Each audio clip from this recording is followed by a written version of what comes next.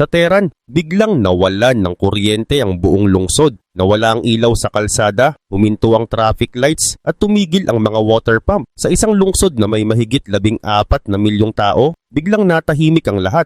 Sa loob lang ng ilang segundo, parehong naapektuhan ang mga sibilyan at ang military ng Iran. Mas malala para sa military dahil bigla silang nawalan ng komunikasyon at napunta sa matinding kalituhan. Sa mga underground tunnel at base, naging parang bangungot ang sitwasyon. Walang signal, walang koordinasyon at hindi alam kung ano ang susunod na mangyayari. Kasabay pa nito may mga pag-atake na nagdulot ng hinala sa loob ng kanilang hanay, kaya nagkaroon ng takot na baka may kalaban sa loob mismo nila. Pero malinaw hindi ito simpleng aberya o aksidente. Ito ang senyales na pumasok na sa bagong level ang laban. Matagal nang may problema ang Iran sa kuryente at tubig at mas ramdam ito sa Tehran. Kaya imbes na atakihin ang mga base na mahirap pasukin, ibang diskarte ang ginamit ng United States at Israel. Tinamaan nila ang mismong pinanggagalingan ng kuryente. Pero bago tayo magsimula, huwag kalimutang i-like ang video na ito. Malaking bagay na ito para sa aming mga content creator. Maraming salamat at ngayon simulan na natin. Noong gabi ng March 29, 2026, tinarget ang mga pangunahing linya ng kuryente mula sa Alborz province papunta sa Tehran. Gumamit sila ng 150 na eroplano at 120 na guided weapons. Pero hindi ito basta-basta pambobomba. Pinili nila ang eksaktong tatamaan, mga poste ng high voltage, transformer station at mga mahalagang koneksyon ng kuryente.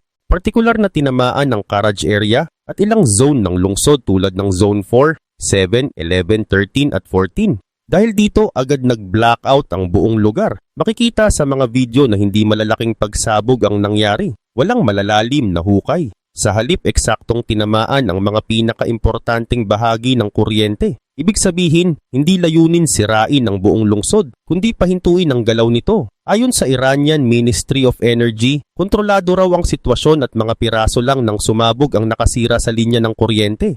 Pero sa totoong nangyayari sa Tehran, mas malala ito kaysa sa sinasabi nila dahil malaking bahagi ng lungsod ang nanatiling walang kuryente ng ilang oras at sunod-sunod ang naging epekto. Huminto ang mga negosyo, hindi gumana ang ATM at mga bayaran sa tindahan at hindi rin makapagpadala ng pera online. Kaya parang natigil ang galaw ng pera sa buong lungsod. Sa mga matataas na building, tumigil ang elevator. Sa kalsada, nagloko ang traffic lights. At mas delikado pa dahil tumigil ang malalaking pump na nagbibigay ng tubig. Kaya milyon-milyong tao ang nawalan ng access sa malinis na tubig sa loob lang ng ilang oras. Kapag pinagsama mo ang lahat ng ito, walang kuryente, walang tubig, walang pera, at walang malinaw na balita, mabilis talagang magkakaroon ng takot at gulo.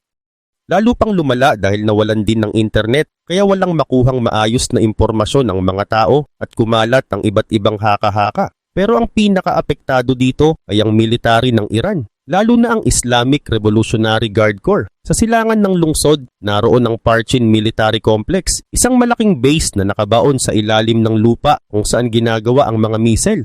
Makapal ang pader nito at mukhang napakahirap pasukin mula sa labas. Pero may isang malaking kahinaan. Umaasa ito sa kuryente mula sa ibabaw. Kapag naputol ang kuryente, titigil ang lahat sa loob.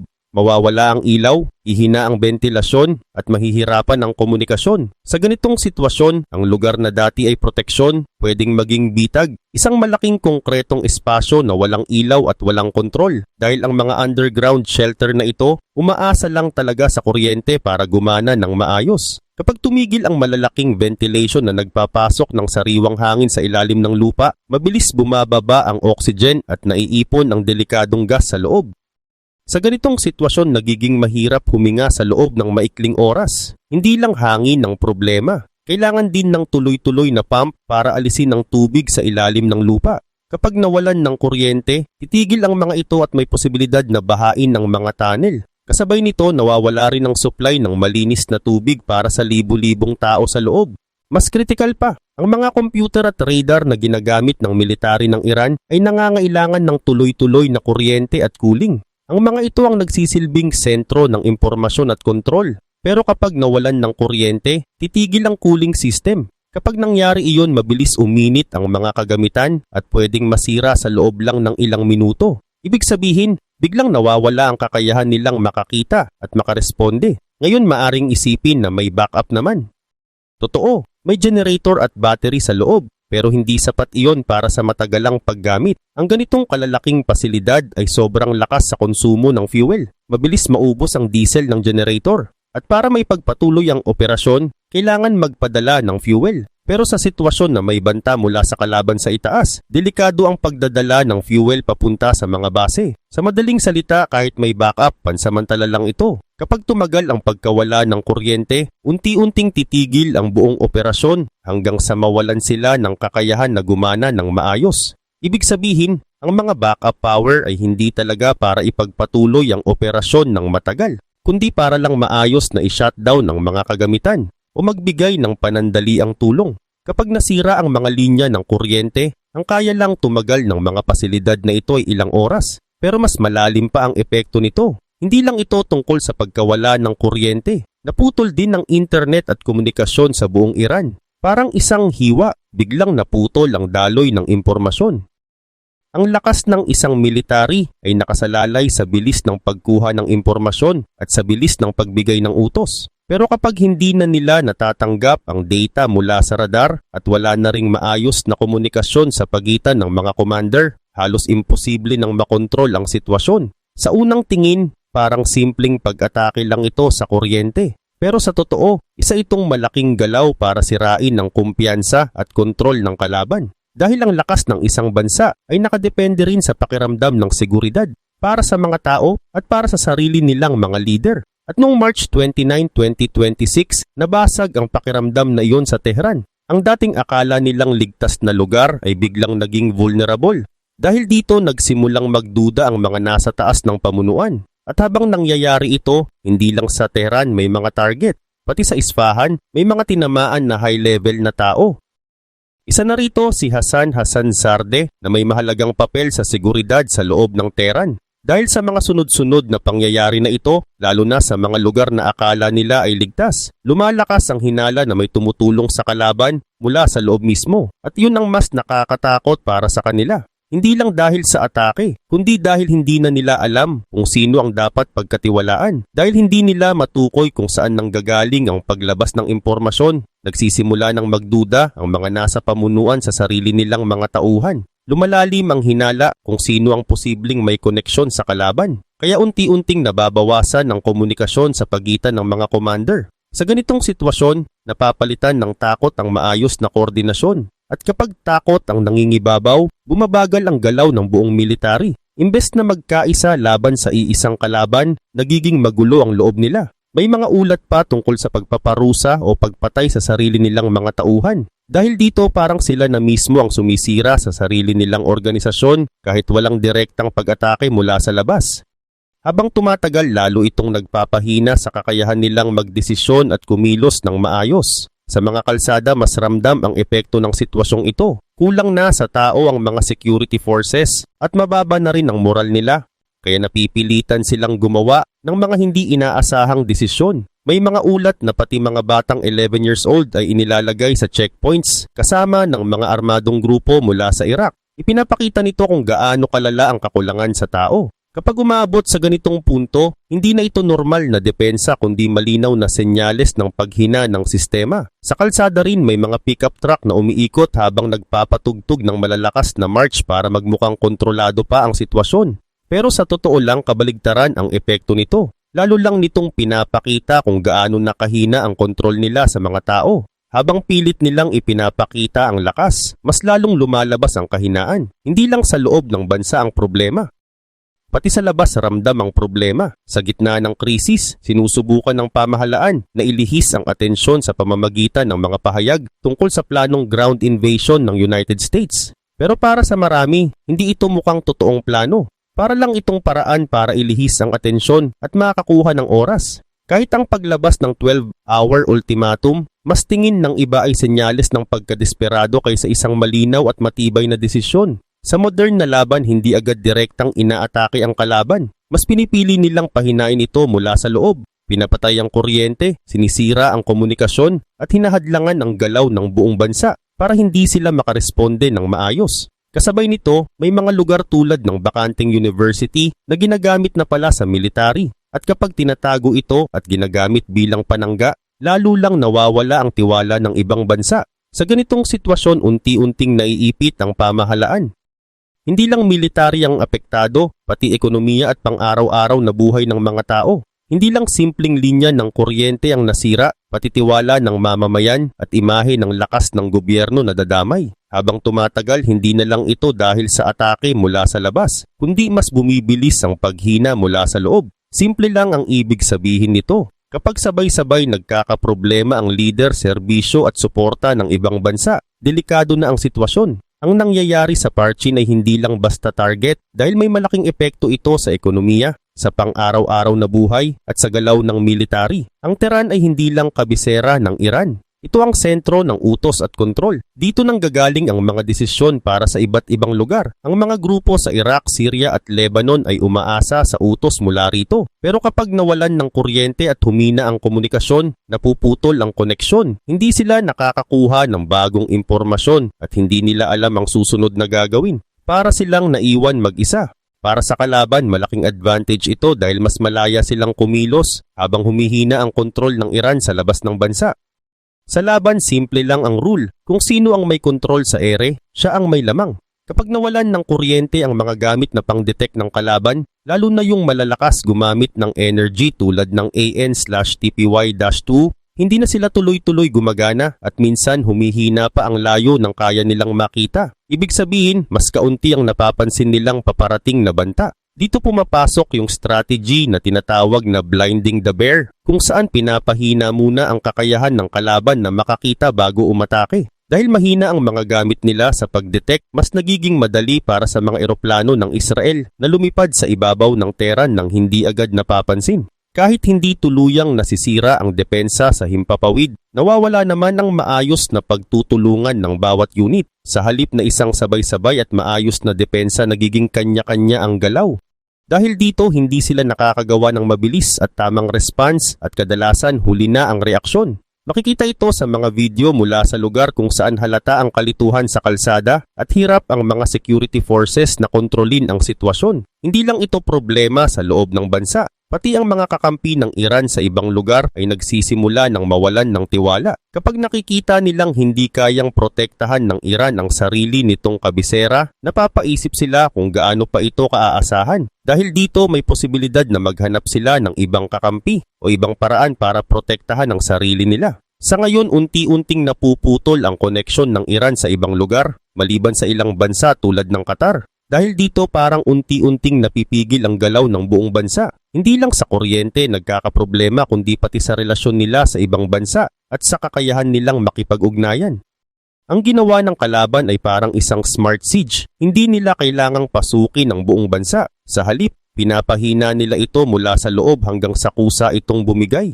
Kaya yung blackout noong March 29, 2026 sa Tehran ay hindi lang simpleng pagkawala ng kuryente, kundi malinaw na senyales na nagbago na ang paraan ng laban at mas naging tahimik pero mas epektibo ang ganitong uri ng atake. Sa halip na puro lakas ang gamitin, mas pinili ng coalition forces ang mas matalinong paraan. Tinamaan nila ang pinakaugat ng galaw ng bansa, kuryente, komunikasyon at supply. Kaya sa loob lang ng ilang oras, naparalisa ang buong galaw.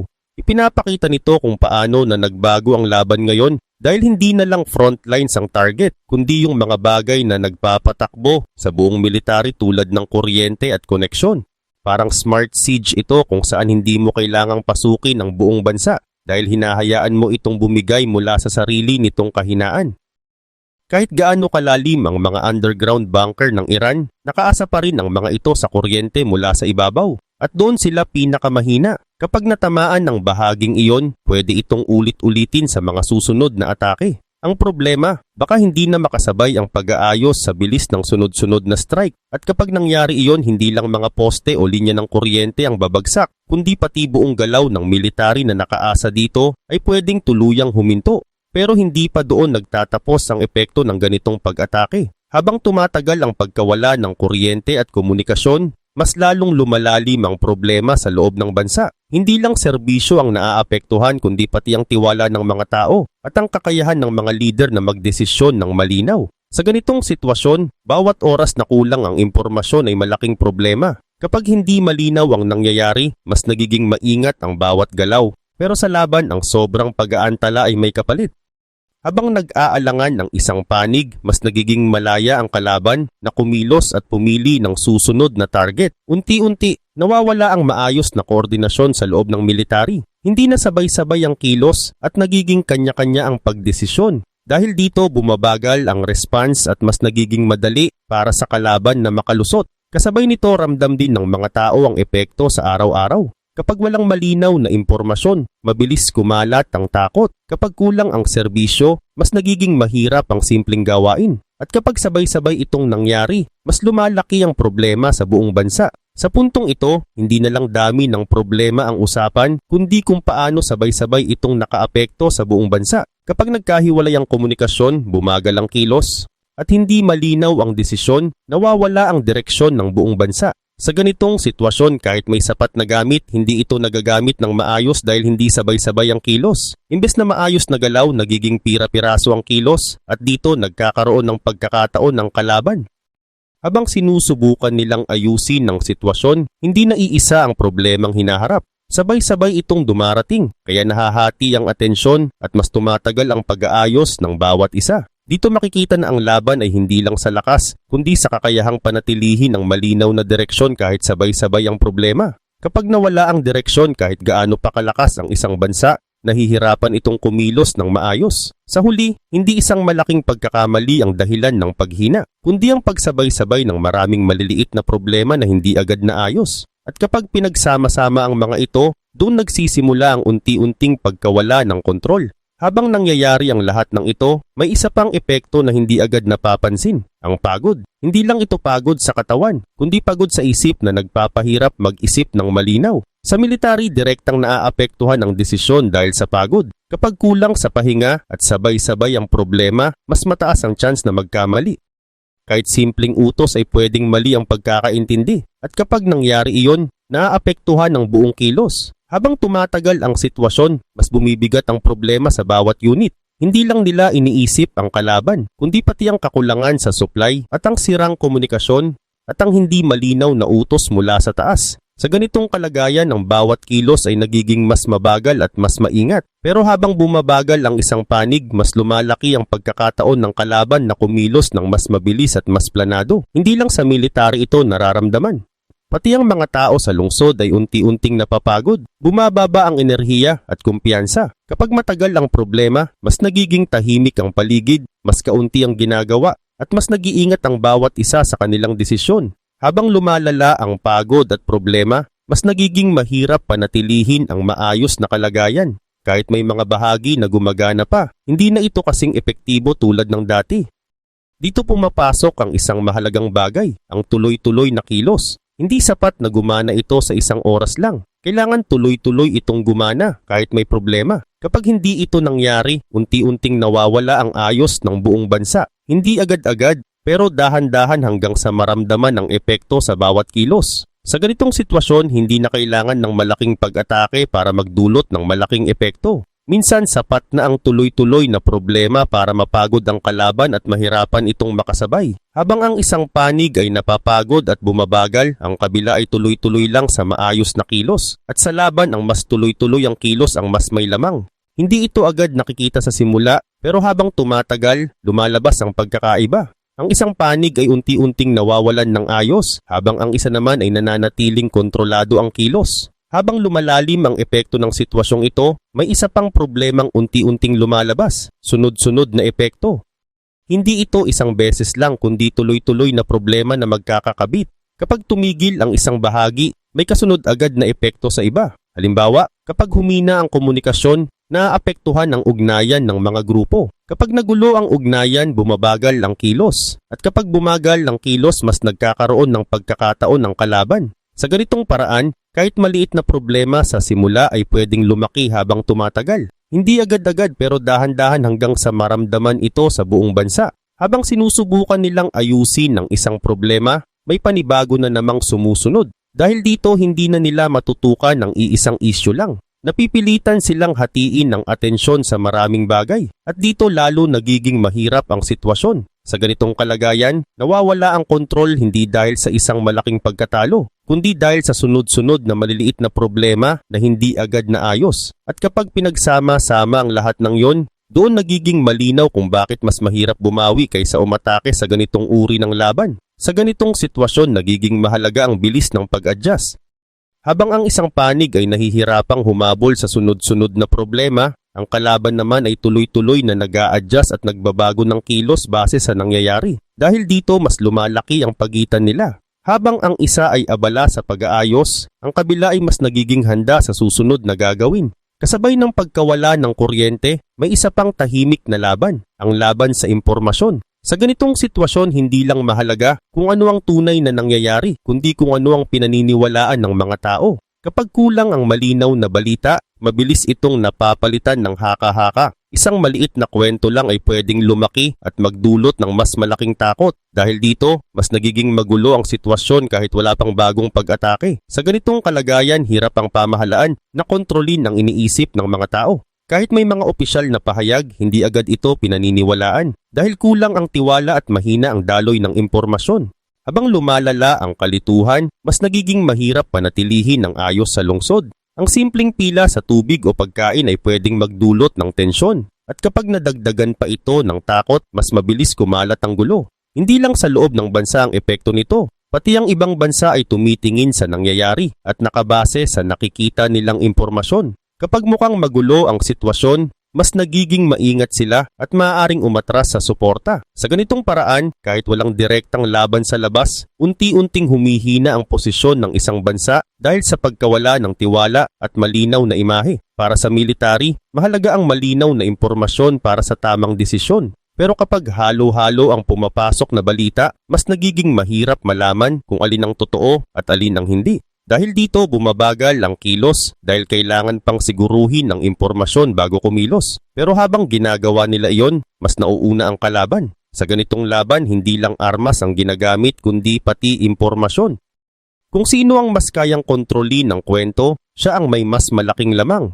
Habang tumatagal, mas nagiging malinaw na ang laban ay hindi lang nakikita sa mga bomba o missile. Nakikita rin ito sa kung paano naaapektuhan ng isip ng mga tao at ang paraan ng kanilang pagtingin sa sitwasyon. Kapag nawalan ng kumpiyansa ang mga tao, mas nagiging mahirap panatilihin ang ayos ng buong bansa. At kapag nawalan ng malinaw na direksyon ang mga leader dahil sa magulong impormasyon, mas bumabagal ang kilos ng buong bansa. Sa huli, ang impormasyon ay isang mahalagang bahagi ng laban. Hindi ito kasing ingay ng pag-atake, pero ang epekto nito ay malaki sa paghina ng isang bansa. Sa ganitong sitwasyon, pati oras ay nagiging kalaban. Habang tumatagal ang pag-aayos, mas lumalaki ang epekto ng bawat problema. At habang lumalaki ito, mas nagiging mahirap bumalik sa dati kahit tapos na ang pag-atake. Sa huli, hindi lang lakas o bilis ang basehan kung sino ang may lamang. Minsan, ang kakayahang manatiling malinaw ang isip at tuloy-tuloy ang kilos, kahit pagod na ang pinakamahalaga. Kapag may isang panig na hindi na kayang panatilihin iyon, doon nagsisimula ang unti-unting paghina na mahirap ng pigilan. Kapag tuluyang nawala ang kontrol, doon na nagsisimulang bumigay ang lahat.